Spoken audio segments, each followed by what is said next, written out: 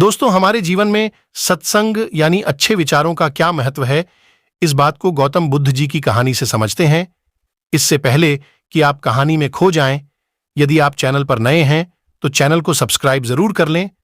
तो चलिए देर न करते हुए कहानी को शुरू करते हैं। महात्मा बुद्ध एक गांव में ठहरे हुए थे।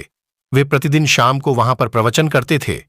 भक्तों की भारी भीड़ होती थी, क्योंकि उनके प्रवचनों से जीवन को कैसे जिया जाए का ज्ञान प्राप्त होता था। बुद्ध की वाणी में गजब का जादू था। उनके शब्द श्रोताओं के दिल में उतर जाते थे। एक युवक रोजाना बुद्ध का प्रवचन सुनने आता था।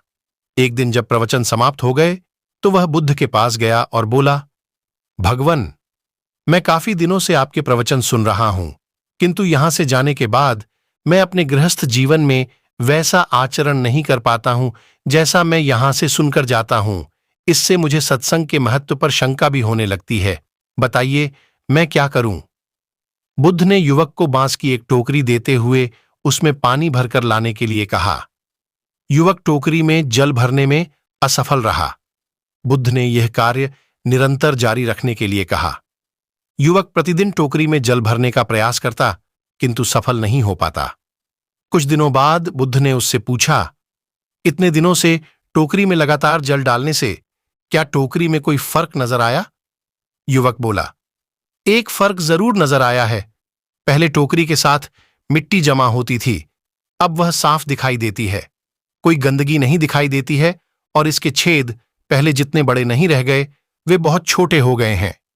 तब बुद्ध ने उसे समझाया, यदि इसी तरह उसमें निरंतर पानी डालते रहोगे तो कुछ ही दिनों में ये छेद फूलकर बंद हो जाएंगे और टोकरी में पानी भर पाओगे।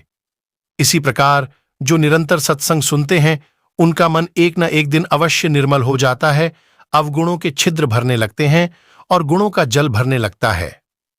युवक ने बुद्ध से अपनी समस्या का समाधान पा लिया।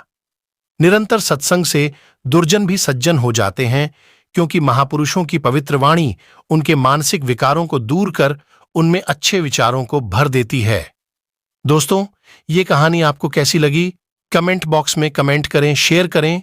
और हां, यदि आपने अभी तक चैनल को सब्सक्राइब नहीं किया है तो चैनल को सब्सक्राइब जरूर कर लें, क्योंकि मैं ऐसी प्रेरणादायक कहानियां लाता रहता हूं।